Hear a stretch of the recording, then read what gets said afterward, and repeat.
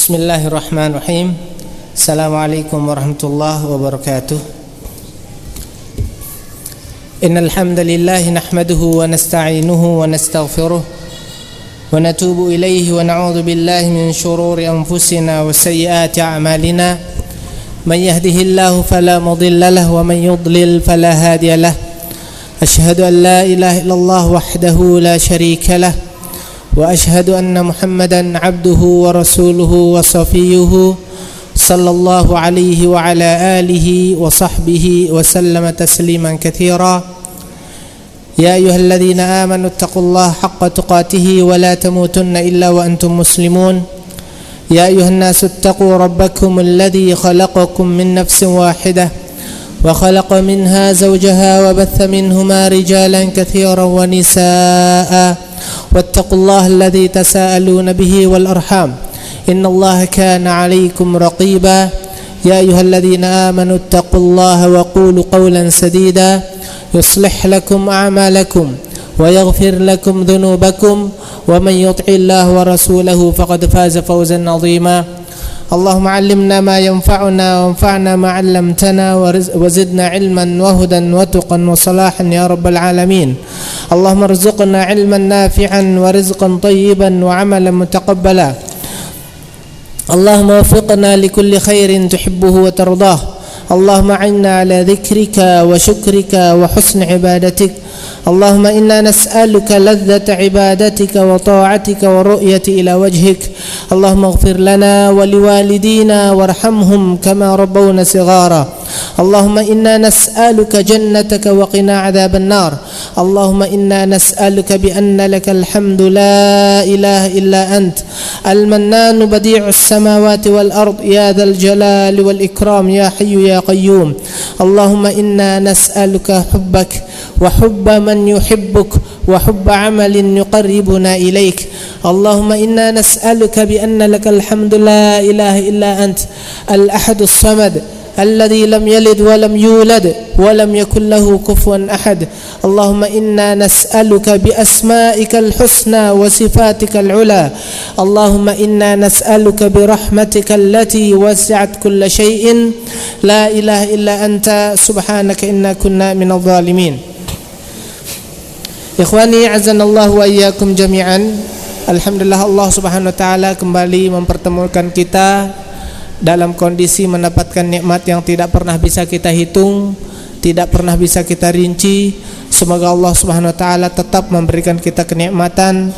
Semoga Allah Subhanahu wa taala juga memberikan kita hidayah dan taufik untuk bisa mensyukuri nikmat Allah, menggunakannya pada tempatnya, dan terkhusus kita bisa menggunakannya untuk beribadah. Ikhwani azanallahu wa iyyakum jami'an.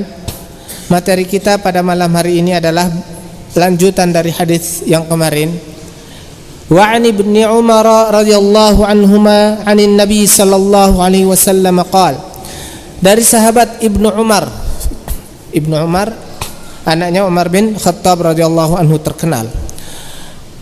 'Anin Nabi sallallahu alaihi wasallam, dari Nabi sallallahu alaihi wasallam beliau berkata, Man ista'adakum billah fa'idhuhu.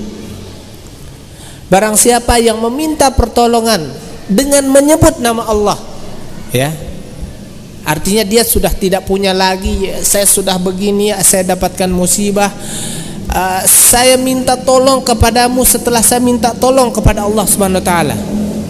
Semoga Allah jadikan kamu wasilah untuk pertolongan ini, ya. Man ista'adakum billah, barang siapa yang meminta bantuan kepadamu, minta tolong kepadamu dengan menyebut nama Allah, fa'idhuhu, segera lakukan. Karena atas namanya yang berat ini. Atas nama siapa?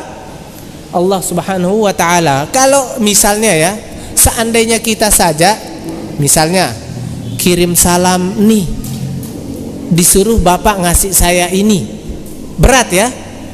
Ini man ista'adakum billah, orang ini minta tolong dan menyebut nama Allah di hadapanmu, fa'idhuhu, segera penuhi, segera bantu, apapun itu, selama kita mampu, dan dia berhak ditolong. dia berhak ditolong. Kalau misalnya nih, tolong saya begini, kenapa kamu? Saya mau dikeroyok, saya diuber-uber nih sama orang, saya jadi DPO. Kenapa DPO? Saya ganggu istri orang. Ini lain bab ini. Dia tidak berhak ditolong, suruh ke kantor polisi. Karena polisilah yang berwenang memberikan dia perlindungan dalam hal ini. Man ista'adzakum billah fa'idhuhu wa man sa'alakum billah fa'atuhu. Jika seorang datang kepadamu, meminta kepadamu dengan menyebut nama Allah, fa'atuhu, sudah. Selama itu ada apa yang diminta kita miliki, ada apa yang dia butuhkan kita punya juga, berikan, sudah. Karena atas namanya yang sangat berat. Tapi tenang jamaah, jangan sampai ini dijadikan alasan minta. Wa man ata ilaikum ma'rufan fakafi'uh. Luar biasa ini. Barang siapa yang memberikan kalian jasa, memberikan kalian bantuan, fakafi'uh, balas dia. Anda diberikan hadiah, misalnya tiba-tiba ada orang datang ke rumah menggedor pintu, Pak, ini ada kelebihan dari kami, mudah-mudahan ini bisa bermanfaat. Semaksimal mungkin cari sesuatu yang kita miliki di dalam rumah untuk memberikan hadiah balik, semaksimal mungkin. Kalau bisa harganya sama, kualitasnya sama meskipun jenisnya berbeda. Fakafi'uh, berikan dia. Di sini di lafaz yang digunakan fakafi'uh, berikan dia yang setimpal. Tapi kalau memang tidak bisa ya, yang mendekati. Tidak bisa mendekati lagi. Seandainya antum tidak punya apa-apa kecuali ada siwak di rumah, kasih. Ini saya baru pulang umroh, atau saya beli di masjid kemarin, insya Allah baik ini. Kasih. Dia memberikan kita karena cinta, kita pun tidak menjadikan dia bosan dengan kita. Fa illam tajidu fad'u lahu. Kalau kalian tidak bisa memberikan dia sesuatu setelah mereka memberikannya kepada kalian, kata Rasulullah SAW, fad'u lahu, doakan dia di hadapannya, langsung berdoa, jazakallah khair, semoga Allah memberikan balasan kebaikan untuk Anda, semoga Allah mempermudah hidup Anda, semoga Allah memberikan kesehatan untuk Anda. Bisa jadi doa kita ini memberikan dia kenyamanan, memberikan dia ketenangan sebelum Allah memberikan dia jawabannya. Jadi ikhwani azanallahu wa iyyakum jami'an, inilah sempurnanya agama Islam mengatur pola hidup bagi kita. Poin pertama yang ada di hadis ini adalah ketika ada orang yang meminta. Ketika ada orang yang meminta dan menyebut nama Allah dalam permintaannya, ini berat. Selama kita mampu, jangan pernah meremehkan permintaan ini. Berikan, Allah Maha tahu dengan apa yang akan dilakukan untuk kita. Tapi dari satu sisi juga Rasulullah SAW tidak memperbolehkan kita mempermudah permintaan kita dengan selalu menyebut nama Allah, karena ini mempersulit saudara kita, mempersulit kaum muslimin, memberatkan hatinya. Ini dilarang loh. Jadi dua sisi. Ketika ada orang meminta, jangan tolak.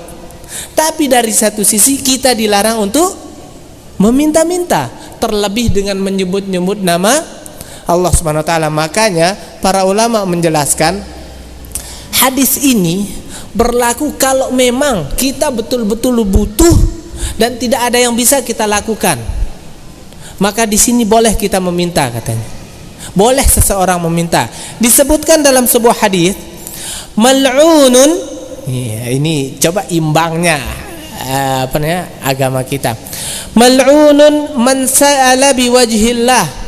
Terlaknatlah orang yang selalu meminta-minta kemudian membawa-bawa nama Allah Subhanahu wa taala. Dikit-dikit nama Allah, dikit-dikit nama Allah, dikit-dikit nama Allah. Dan itu sering terjadi di bulan Ramadan misalnya.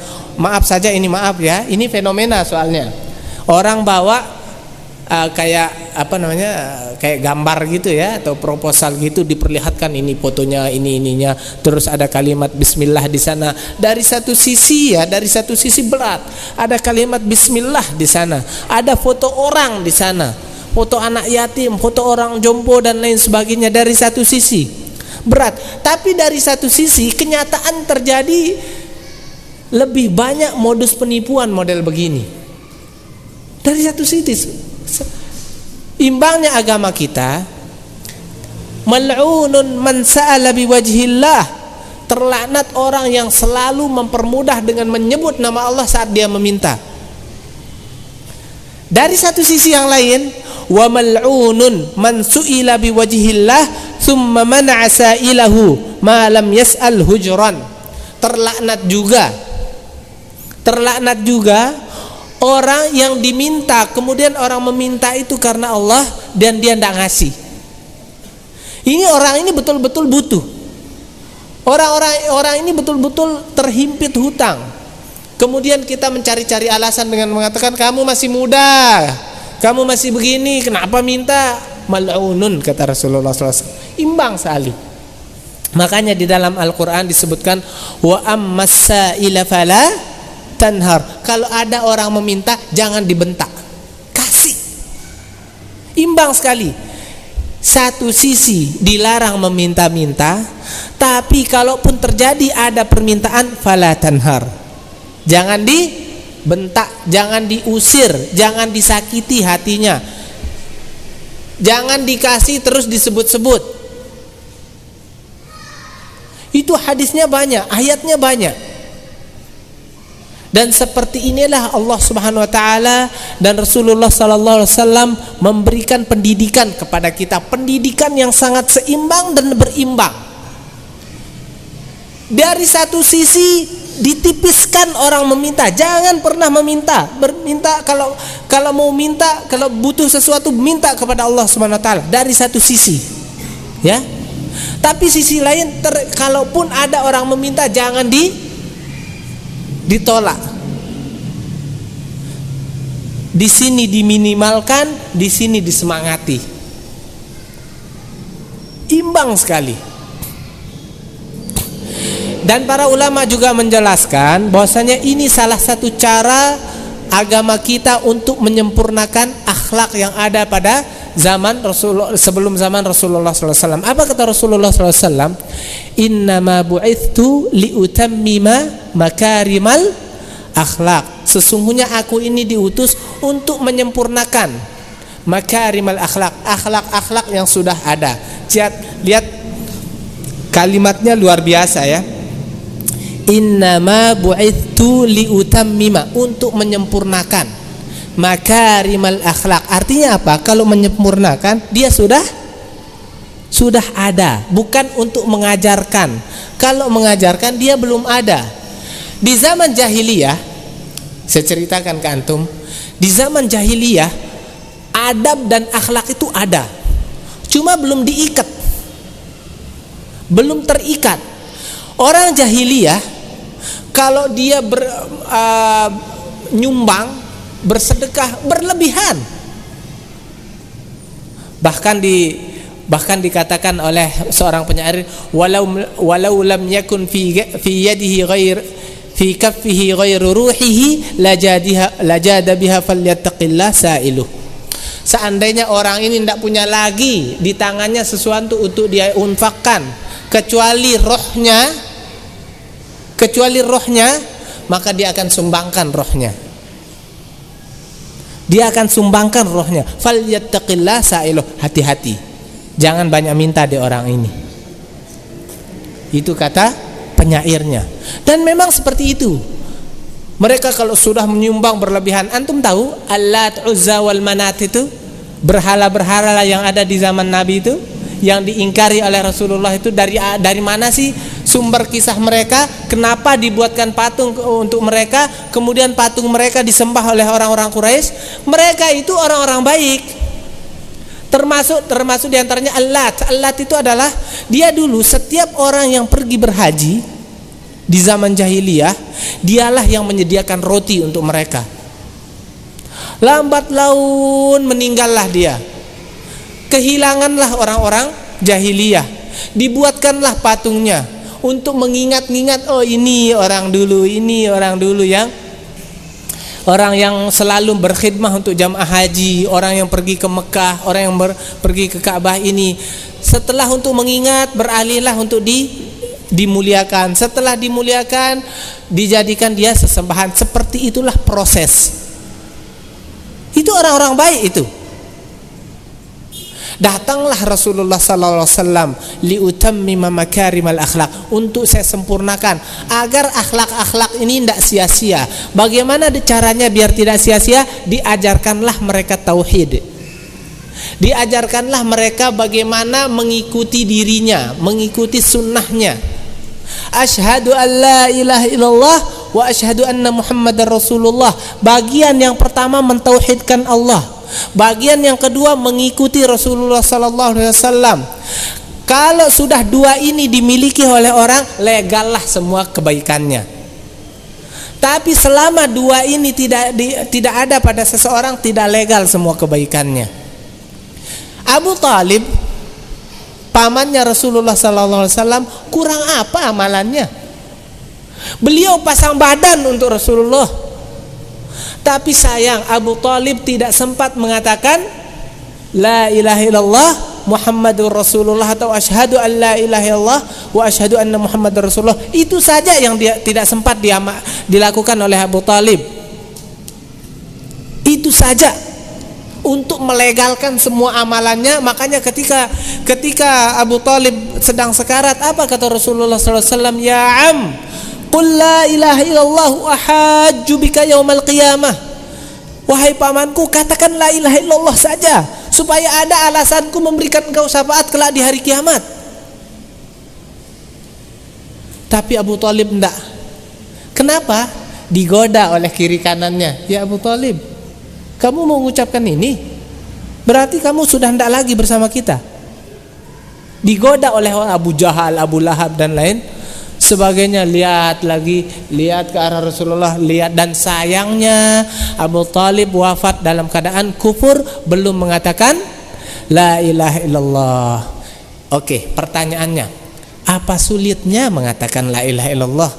Kita tiap hari mengatakan la ilaha illallah. Orang jahiliyah, kenapa mereka tidak mau mengatakan la ilaha illallah? Karena mereka tahu konsekuensinya. Mereka tahu harus apa ketika mereka mengatakan la ilaha illallah. Mereka tahu harus mengapain ketika mengatakan wa Muhammadur Rasulullah. Makanya berat.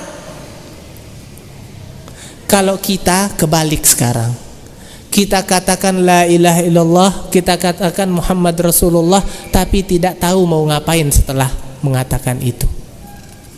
Kebalikan kita. Mereka berat mengatakan itu karena tahu apa konsekuensinya kalau sudah ngomong ini. Kebalikan dengan kita, ringan mengatakan itu, tidak tahu mau ngapain setelah itu. Coba lihat, terbukti ya ikhwah. Semua orang mengatakan la ilaha illallah, semua orang mengatakan Muhammad Rasulullah, tapi tahu ngapain setelah itu? Tidak tahu. Dulu ketika orang mengatakan la ilaha illallah, yang pengecut jadi pemberani, yang pelit jadi royal. Contoh suatu saat, ini cerita ini. Tapi cerita penuh inspirasi. Dan bandingkan ini dengan kita.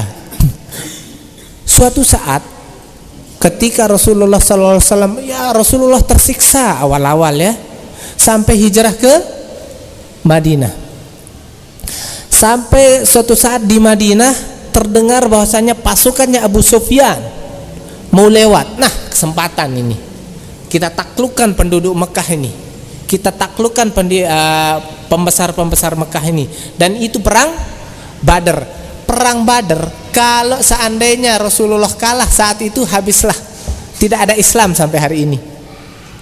Rasulullah galau, takut sekaligus optimis. Apa yang dilakukan? Dipanggil para sahabat untuk bermusyawarah.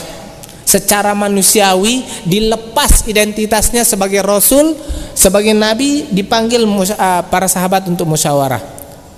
Dipanggil kaum muhajirin yang ikut bersama beliau dari Mekah, dan dipanggil juga kaum Ansor yang menyambut beliau dan para sahabat di Madinah.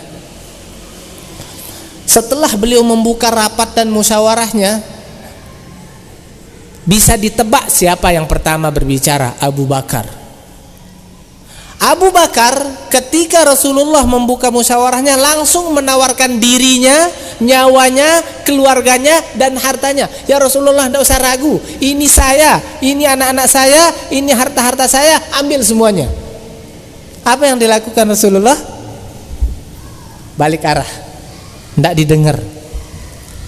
Umar cerdas, mumpung Abu Bakar tidak dapat, dia bilang, ya Rasulullah, ini saya, ini keluarga saya, ambil semuanya sudah. Ini harta saya, ambil semuanya sudah. Tidak usah ragu, tidak usah takut. Ternyata Rasulullah tidak dengar Umar juga. Naik semangatnya kaum Ansor. Jangan-jangan mereka butuh, jangan-jangan Rasulullah butuh kita tapi tidak enak ngomong. Berdirilah Sa'ad ibn Ubadah. Ya Rasulullah, iyana turid. Ya Rasulullah, kayaknya engkau membutuhkan kami. Langsung dipasang dadanya si Sa'ad ibn Ubadah, dipasang dadanya. Iyana turid ya Rasulullah, engkau membutuhkan kami. Belum Rasulullah mengatakan iya, belum Rasulullah mengatakan iya, apa kata beliau? Wallahi, lau amartana an nuhidha al-bahra la hadnaha. Ya Rasulullah, demi Allah, ya, seandainya engkau meminta kami bersama semua tunggangan kami untuk masuk ke laut ini, kami akan masuk tanpa nanya ada apa. Belum perintah loh masuk ke laut, masuk mereka tanpa nanya. Walau amartana an nadriba akbadaha ila birakil ghimad la fa'alnaha. Seandainya juga engkau ya Rasulullah memerintahkan kami pergi ke daerah yang dikatakan mustahil itu, kami akan ke sana tanpa tanya bagaimana caranya. Yang penting pergi dulu. Kok bisa mental seperti ini ada? Taat kepada Nabi tanpa bertanya kenapa dan ada apa. Kalau kita sudah jelas-jelas hadisnya ini, lakukan itu ya. Ini Rasulullah belum mengeluarkan perintah loh. Belum tahu mereka ada apa. Rasulullah hanya diam. Tapi tawarannya kan bukan main. Kami akan melakukan segala sesuatu yang engkau perintahkan tanpa bertanya. Apa ndak gila ini? Coba lihat. Kok bisa mental seperti ini coba? Mental seperti ini tidak lain dan tidak bukan karena asyhadu an la ilaha illallah wa asyhadu anna muhammadar Rasulullah. Mereka tahu fungsi kalimat ini, mereka tahu fungsi perjanjian ini, makanya seperti inilah mereka tahu. Kebalikan dengan kita, tiap hari di mobil kita taruh di depan, di sepeda motor asyhadu an la ilaha illallah wa anna muhammadar rasulullah. Tapi ngapain kita yuk? Tahu kita mau ngapain? Enggak tahu. Kalau para sahabat enggak. Dia tahu harus ngapain setelah ini. Sama kayak orang sudah menikah, qabiltu nikahaha bimaharin madhkur. Saya terima nikahnya dengan mahar yang sudah tertentu. Ketika dia mengucapkan ini, dia tahu posisinya. Seperti itulah para sahabat. Bahkan banyak para lelaki tidak tahu posisinya setelah menerima anak orang. Itulah para sahabat. Mentalnya ya Allah, tidak bisa digambarkan sudah mentalnya para sahabat. Karena efek syahadat itu. Makanya diriwayatkan dulu ketika Abu Bakar As-Siddiq radhiyallahu anhu menjadi khalifah, beliau minta air. Yang diminta apa? Air. Didatangkanlah beliau air dingin plus madu. Yang diminta air, tapi yang didatangkan air dingin plus madu. Apa yang terjadi? Nangis beliau. Nangis. Kenapa nangis? Saya takut saya mendapat kemudahan di dunia, tapi saya tidak mendapat kemudahan di akhirat.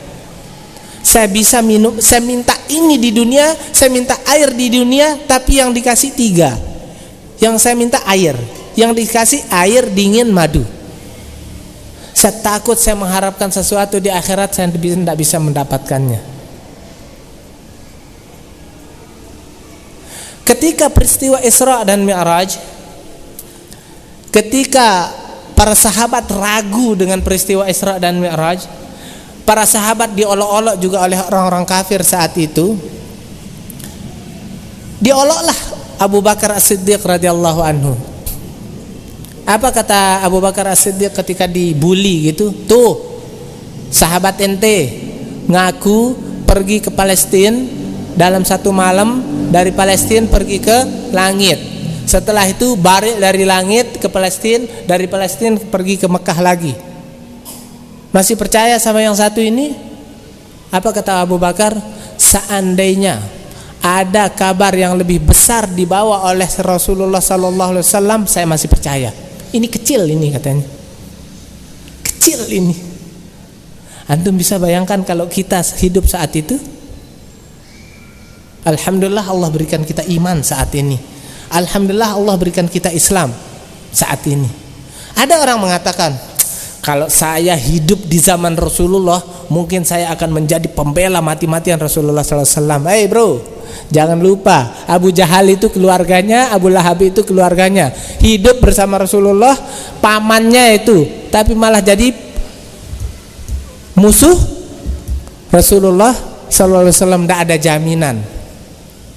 Tidak ada jaminan. Makanya ketika Allah memberikan kita kesempatan, Allah memberikan kita Islam, Allah memberikan kita iman, Allah memberikan kita ketukan hati, pegang. Allah memberikan kita kesempatan beribadah, pegang. Pegang baik-baik, laksanakan, jangan dilepas. Allah memberikan antum kelebihan, bagikan, jangan dilepas. Bisa jadi tidak balik-balik itu. Begitu ikhwani azanallahu wa iyyakum jami'an. Seperti inilah kesempurnaan agama Islam, memberikan kita pola hidup dan aturan. Baik, yang berikutnya hadisnya cukup panjang. Anin Nu'man ibni Bashir radhiyallahu anhu maqal, dari sahabat An-Nu'man ibni Bashir radhiyallahu anhu maqal, sami'tu Rasulullah sallallahu alaihi wasallam yaqul, aku mendengar Rasulullah sallallahu alaihi wasallam bersabda, wa ahwan Nu'man isbi'aihi ila udhunayhi. An-Nu'man ketika menjelaskan hadis ini langsung memegang telinganya. Aku mendengar langsung Rasulullah sallallahu alaihi wasallam bersabda, untuk menguatkan ini betul-betul hadis Rasulullah sallallahu alaihi wasallam. Apa kata Rasulullah? Innal halala bayyin, yang halal itu jelas. Wa innal harama bayyin, dan yang haram itu jelas. Wa bainahuma umurun mushtabihatun, dan di antara yang halal dan haram ini ada disebut syubhat, hati-hati. La ya'lamuhunna katsirun minan nas, sebagian besar umat manusia tidak pernah mengenalnya. Faman ittaqash syubhat faqad istabra'a li dinihi wa 'irdihi, barang siapa yang menghindari perkara syubhat, perkara yang tidak jelas, maka dia sudah membersihkan dirinya, harga dirinya dan agamanya. Wa man waqa'a fis syubhat waqa'a fil haram, barang siapa yang menyepelekan masalah syubhat, dia akan jatuh pada yang haram.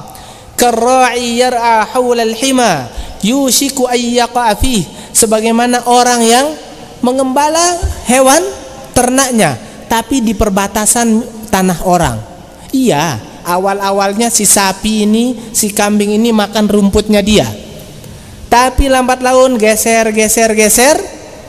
makan rumput orang. Sama dengan kita, ada perkara tidak jelas. Awal-awal mungkin kita melakukannya tidak dosa, tapi suatu saat karena terbiasa dengan ini, kita akan melakukan sesuatu yang haram.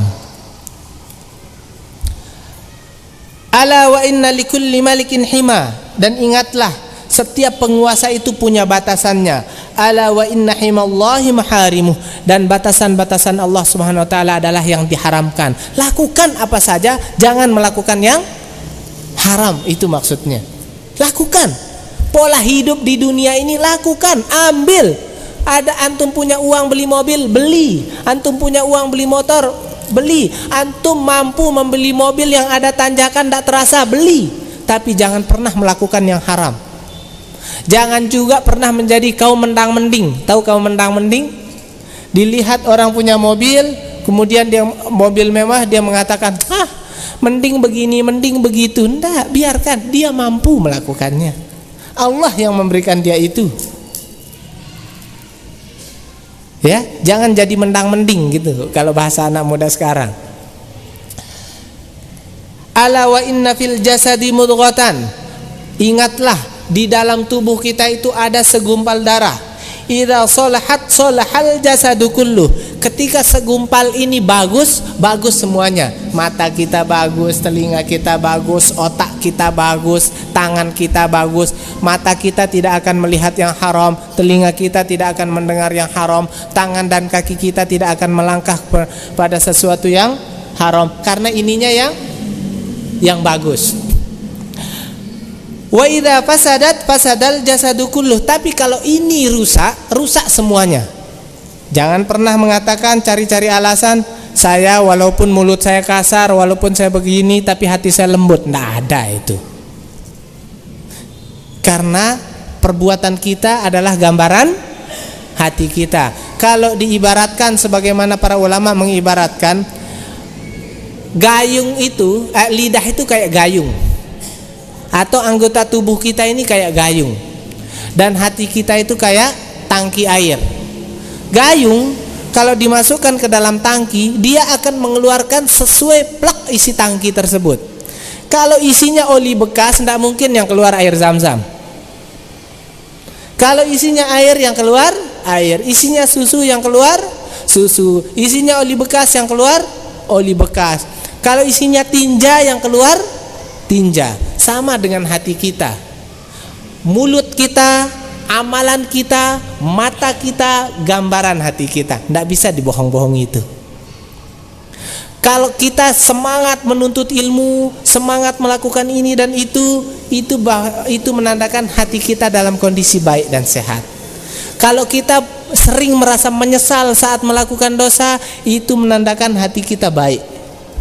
Walaupun kita masih berbuat dosa, tapi menyesal gitu. Baik, hadis ini mungkin kita akan bahas lagi nanti ke depan, tapi ada beberapa inspirasi dari hadis ini.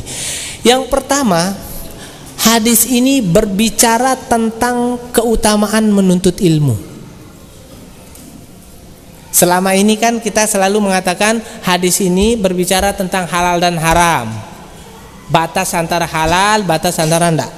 Hadis ini yang paling pertama berbicara tentang keutamaan menuntut ilmu. Kok bisa? Apa kata Rasulullah SAW? Coba lihat. Innal halala bayyin. Rasulullah loh yang sudah pastikan ya. Yang halal itu jelas. Jelas bagi siapa?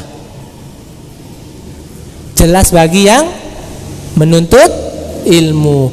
Kalau tidak menuntut ilmu, tidak jelas-jelas yang halal ini. Tidak akan pernah kita tahu mana yang halal, mana yang haram.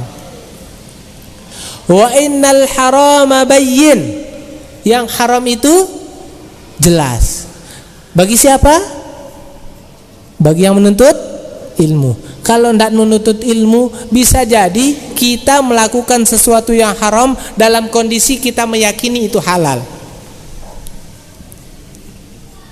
Yang halal jelas, yang haram jelas. Parahnya lagi ada disebut syubhat. Apa kata Rasulullah? Wa bainahuma umurun mushtabihat. Di antara yang halal ini, di antara yang haram ini ada disebut dengan syubhat. La ya'lamuhunna katsirun minan nas.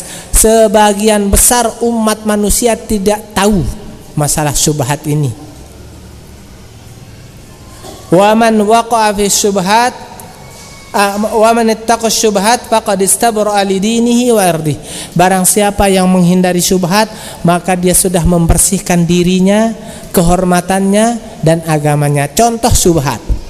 Contoh sederhana, realita dan realistis masalah syubhat saya contohkan. Antum kesini, kita kesini pakai sendal. Ini contoh paling sederhana ya. Kita kesini pakai sendal. Sendal kita jelas nomornya, jelas warnanya. Nomornya 40. Warna talinya hijau.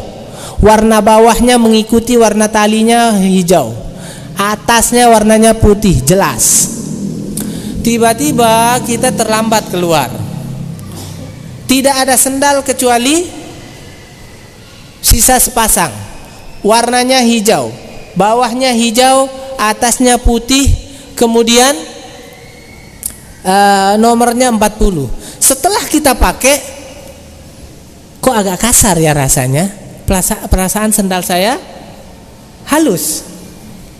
Perasaan sendal saya agak halus. Satu sisi ada sisi halalnya. Sisi halalnya apa? Nomornya, warnanya, ukurannya. Sisi halalnya. Sisi haramnya apa? Kok agak kasar ya? Berarti lebih baru dikit dari yang tadi. Apa kata Rasulullah SAW? Faman ittaqash syubhat faqad istabra'a li dinihi wa irdihi. Barang siapa yang menghindari syubhat, tidak mengambilnya, maka dia sudah membersihkan dirinya, tanggung jawab pribadinya, dan agamanya. Maksudnya apa? Oke, kita praktekkan dia dari dua sisi. Saya ambil sendal ini. Ternyata sendal ini bukan sendal saya. Apapun alasannya, memakai barang orang lain haram. Setelah saya paksakan diri saya memakainya dengan alasan nomornya pas, warnanya pas, talinya pas. Tiba-tiba dilihatlah kita sama pemilik aslinya. Ya Allah, sekelas Amru, pengajian tiap hari, sendal saya diambil yang murah ini, 10.000 harganya diambil dia. Harga dirinya hilang gara-gara 10.000. Harga diri hilang, di hadapan Allah berdosa. Itu syubhat. Makanya ketika ada sesuatu yang syubhat, kita ragu-ragu apakah dia halal atau haram, langkahnya apa? Ke depan atau mundur? Mundur. Jangan sampai kita melakukan sesuatu yang tidak jelas dan ternyata ketidakjelasan itu lebih dekat kepada yang haram. Atau mungkin itu milik kita, tapi sekali, dua kali, tiga kali kita lakukan, suatu saat bersamaan dengan nyamannya kita melakukan syubhat, suatu saat wali'udzubillah min dzalik, kita akan nyaman melakukan yang haram. Coba saja. Makanya ya ikhwah, ini pegang kata-kata saya ini. Kalau orang sudah biasa melakukan yang syubhat atau biasa yang melakukan yang haram walaupun ringan, akan ada masanya dia akan nyaman melakukan yang haram walaupun itu keharaman yang sangat besar. Akan ada masanya itu. Bagaimana cara kita menyelamatkan diri dari semua ini, dari mental ini? Dengan cara menuntut ilmu. Tidak ada cara lain. Menuntut ilmu, kemudian minta pertolongan kepada Allah Subhanahu wa taala. Wallahi ya ikhwah, kalau bukan karena ilmu ini ba'da Allah Subhanahu wa taala, tidak terarah hidup kita. Makanya ya ikhwah, saya tambahkan sedikit ya. Ikhwani azanallahu wa iyyakum jami'an. Ada satu yang ingin saya sampaikan, kok saya lupa tadi ya apa yang ingin saya sampaikan. Tapi yang jelas ikhwani, bahwasanya hadis ini betul-betul arahan bagi kita semua. Makanya inspirasinya dulu ketika Allah Subhanahu wa taala mengatakan wala taqrabus salata wa antum sukara hatta ta'lamu ma taqulun. Jangan kalian melaksanakan sholat dalam keadaan mabuk. Untuk apa? Tujuannya apa? Hatta ta'lamu ma taqulun, sampai kalian bisa memahami apa yang kalian baca. Allahu Akbar. Kita sedang apa ketika mengatakan Allahu Akbar? Kemudian ketika kita membaca Al-Fatihah, apa yang kita sampaikan? Dan salah satu yang kita sampaikan dalam Al-Fatihah kita, pujian utuh. Alhamdulillahirabbil alamin, Ar-Rahmanir Rahim, Maliki yaumiddin, Iyyaka na'budu wa iyyaka nasta'in. Alhamdulillahi Rabbil Alamin. Segala puji, semua bentuk pujian besar kecil milik Allah Subhanahu wa taala. Ar-Rahmanir Rahim, yang Maha Pengasih lagi Maha Penyayang. Kita akui semua ini. Maliki Yaumiddin, raja di hari pembalasan, di hari akhirat. Iyyaka na'budu wa iyyaka nasta'in, hanya kepada Engkau kami menyembah. Tidak ada yang kami sembah kecuali Engkau. Wa iyyaka nasta'in, dan hanya kepada Engkau kami mohon pertolongan. Tiap hari kita mengatakan ini minimal 17 kali sehari. Tapi justru kita melakukan kesyirikan.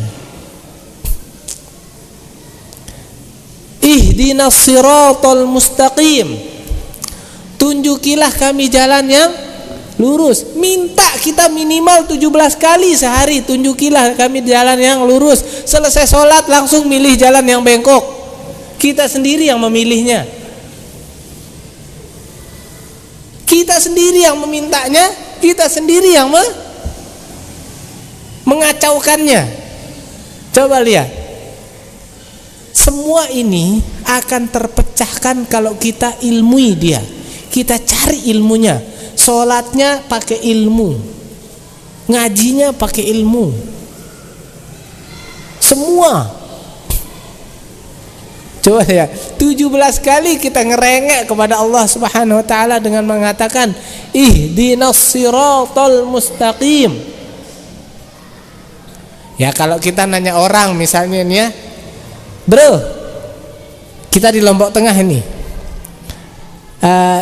mau kalau ke Rinjani lewat mana? Oh, mau ke Rinjani, full ke timur, nanti di Sembalun baru naik, baru apa namanya? Di sana jalan pendakian Rinjani ada di sana di Sembalun. Sekitar 2 jam lah dari sini. Ke timur ya, ke timur. Mungkin kita ke barat setelah itu? Oh, enggak, kita ke barat aja. Tapi susahnya kita lakukan itu di ibadah. Minta kepada Allah, ya Allah tunjukilah kami jalan yang lurus. Setelah itu apa yang kita lakukan? Cari jalan selain yang lurus. Ini bahaya, ini logikanya tidak masuk, ini logikanya tidak masuk ini. Kalau memang tunjukilah kami jalan yang lurus, lakukan segala sesuatu untuk mencari jalan yang lurus. Termasuk diantaranya adalah menghadiri majelis ilmu. Kalau bisa bawa keluarga. Bawa keluarga, saya selalu pesan, bawa keluarganya. Kenapa? Supaya kita mendengar hal yang sama, memahami hal yang sama. Saya lupa, istri saya yang mengingatkan, istri saya lupa, saya yang mengingatkan. Tapi kalau saya saja yang datang, saya dapat ilmunya, ternyata saya sampaikan kepada istri saya, pas yang saya sampaikan, tapi caranya yang salah. Berkelahilah saya dengan istri saya. Ilmu apa yang kita sampaikan pulang-pulang berkelahi sama istri? Supaya aman, ajak keluarga. Tadi kan denger nih sama-sama apa kewajiban istri, apa kewajiban suami. Karena sama-sama saling mendengar, sudah tidak ada alasan. Tadi kan dengar ustadznya bilang apa? Bersedekah. Selama kita masih punya kesempatan bersedekah, walaupun sepiring nasi setiap hari, lakukan. Oh iya, tapi kalau istri kita saja, istri kita tidak hadir, apa yang dia katakan? Ya kita kan begini, kita kan begitu, tapi kan begini, tapi kan begitu. Banyak tapinya nanti. Tapi kalau kita mendengar hal yang sama, kita akan memahami yang sama, dan sangat besar kemungkinan mengamalkan yang sama. Wallahu ta'ala a'lam bissawab. Wa sallallahu ala nabiyyina Muhammad wa ala alihi wa sahbihi wa sallam. Subhanakallahumma wa bihamdik ashhadu an la ilaha illa anta astaghfiruka wa atubu ilaik. Thumma assalamu alaikum warahmatullahi wabarakatuh.